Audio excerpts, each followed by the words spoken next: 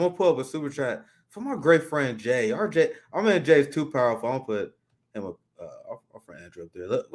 Thank you for the 1999, Jay. Russia has a strict no first strike policy, and this is what all the corporate media has been constantly lying about, including NATO left media, where you see Kyle Kalinske breaking points. And I'm sure I don't watch TLT, but I'm sure they have repeated the same thing where they said Putin threatened nuclear strike options. I'm sure they have said the same thing. It's a lie. It's a lie. But I'll continue to super chat. The U.S. conducted war crimes intentionally close to Russians. Russia never did that to us. U.S. pulled out 2 anti-nuclear proliferation treaties with Russia. The West is an aggressor to anyone who is not brainwashed by Western chauvinistic propaganda, and that is why the West has completely lost Africa. I don't know if we had time to do a story today. If we don't, I'll definitely probably cover it tomorrow. But Africa met with Lavrov, and they had a great meeting, and they explained their military alliance. They're done, and the West was melting down over it. And I'll show you guys the India state media, because India is upset with the West constantly pressuring them to drop Russian gas.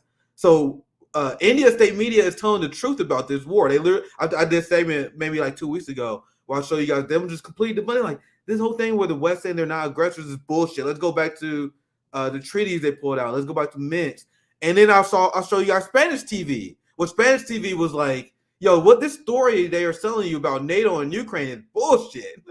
So literally everyone is getting this right, except the Western colonized power in their state media, and shockingly, the NATO left.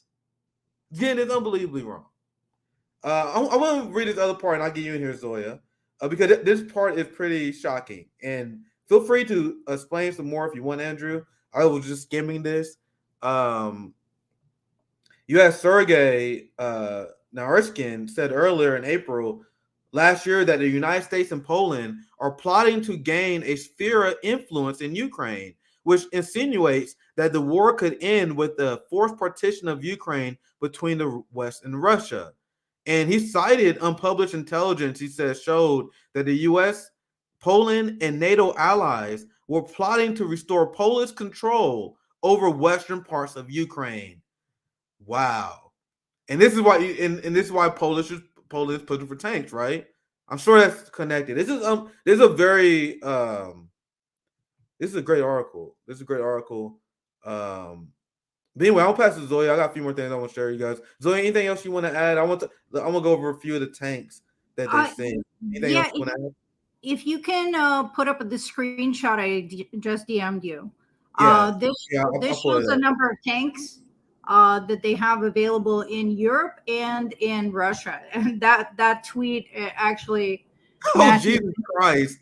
Yeah. So, but that tweet goes along with this visual, right? So when they're talking about sending 40 tanks, 50 tanks, Russia has 12,420 tanks. When I say that this is a superpower and Ukraine lost this war the moment that it started, this is just, this is why it's so dumb that people say that Russia's losing. People think that Ukraine can win. So absurd. I'm glad that you sent this, Zoya. Because I was going to show this as well. Look, these numbers, obviously this is a win for the military-industrial complex. That's why they're doing this, because it's not about protecting Ukrainians at all. At all. Not about winning the war at all. It's about prolonging it, about making money for the weapon defense contractors. So they're going to make these tanks, and they're going to give a payday to them, and they're going to sell to the American people that this nonsense can overthrow Crimea, defeat Russia. It's unbelievably sick. Unbelievably sick. There's another one from Hassan. The Russians have annihilated thousands of Ukrainian tanks and armored vehicles since the start of the conflict. 100 tanks will not magically make Ukrainians capable of doing anything more. I would love to hear the progressives who support this answer to that. Here's The Guardian. Sending tanks to Ukraine makes one thing clear. This is now a Western war against Russia. And I'll share Aaron Mate's response. He says, periodic shout out to our media Russiagate dupes. You know, it's the same people who pushing Russiagate are also the same people who are members of the NATO left. Also notice it was the same people who advocated vote for Joe Biden. Same people who advocate for mandates. Like it's like a complete circle of the same people who constantly get shit wrong. They were the same people against forced to vote. Like Russia Gators. I wish there was like a scientific formula, but I bet there is. Like Russia Gators is like 3 times more likely to be against forced to vote. Right? That's what it is. Nick, I sent you another screenshot that's interesting to analyze. And it shows out of the world's population, countries that are neutral or supportive towards Russia and countries that are against. And then it shows their GDP. Okay, I'll put that up right after I finish reading this tweet. That's interesting. I'll put it up here soon. Meanwhile, I'll start from the beginning on Aaron's tweet. Periodic shout out to our media's Russiagate dupes. You not only failed to follow the facts, but repeatedly mocked and dismissed warnings that a political climate of deranged conspiracy theories and bellicose rhetoric around Russia was dangerous for the world. And here we are. Well said. Let me put a tweet up here. This is what you just sent, right? Here it is. Let me share the screen here. Zoya is love, Zoya's life, the queen of receipts. 2/3 of the world population live in countries that are neutral or Russia leaning regarding the war in Ukraine. This is a great graph. When this graph was made? This is unbelievable. Because this is exactly what we've been saying. The West, and especially if you watch Morning Joe, CNN, literally any corporate news coverage of this, where they say, actually, I might have to do the segment. I was debating on whether I was going to do it. This propaganda segment from Morning Joe, where they was like, Russia miscalculated. Russia and Putin now isolated themselves. China isolated them. So, like, what they were saying is the exact opposite of reality. It's unbelievable. With a straight face, they would say Russia isolated themselves, as 2/3 of the world's population are neutral or Russia leaning. It doesn't matter it doesn't have to be true. It is ranked state TV. As Jimmy said, people have no idea how corrupt our government is or media institutions are. That's why it blows my mind when I see left-leaning people repeat shit I literally would see on MSNBC doing Oppo research. I would do Oppo research, watching the Ukraine story. Then I'll turn around. CJ will show me a clip from some boutique leftist saying the same thing I heard on Morning Joe on this. The same people who are always anti-war until the new war propaganda starts have no questions about the lies they're being told about this war.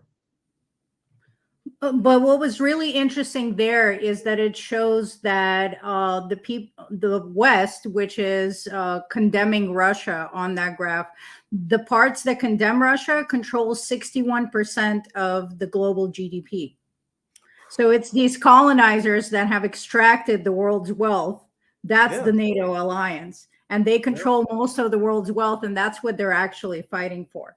All the other countries are neutral or favorable towards Russia, but have less wealth. Yeah. Anything else you want to add, Andrew? Go ahead.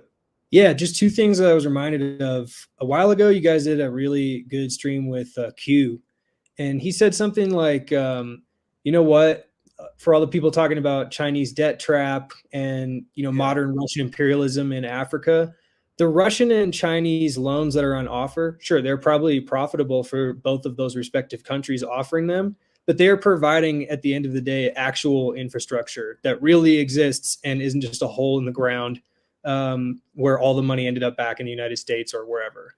And so I think that's a really critical reason why the map of Africa looks like it does. And the only reason Africa is patchwork like that is because of the continuing neocolonial control that, countries like France and the United States and Canada continue, and Belgium as well, if we're talking about Congo, continue to exhibit over African nations. And the other thing I was reminded of is there was a quote from that interview with Emmanuel Todd, who's the kind of French intellectual, who was just talking about that, in his opinion, World War III already began earlier in this conflict when it became clear that Russia's economy was a lot stronger than the West gave it credit for. And I think that has to do with how much the West and other colonial nations will inflate their own assets via just, like gambling and fraud really is what most of the US economy is. That's what the stock market is for the most part. That's what all of the different like mortgage-backed securities, they're worth trillions of dollars, I would suppose. And really they do nothing for anybody. Do you remember it was like in 2015 where Lindsey Graham was like, oh, if we ever had to go economic war with Russia, it'll be easy. They got the economy the size of Spain. And now when they realized it was wrong, that's such a great point, Andrew. They was like, all right, let's go full-fledged war now. Yeah. And I think if you look at the top 10 economies of the world just in GDP, they're almost all Western, except I think China may be the only one in the top 10, or there might be another one. I can't remember. Probably India. And if you change the analysis to purchasing power parity, all of a sudden Russia and I think Malaysia are also in that top 10. And it's just like Russia did have this really devastating neoliberal shock therapy in the 90s. They never really returned to the same industrial base that they had in the USSR. But it's clear that at least when it comes to military and energy, they still have such a huge core of their economy that's real. It's not just like smoke and mirrors. Yeah. And it's withstanding this war far better than the entire collective West can even throw their old decaying stockpiles at. They just can't produce at the same level. Yeah, well said.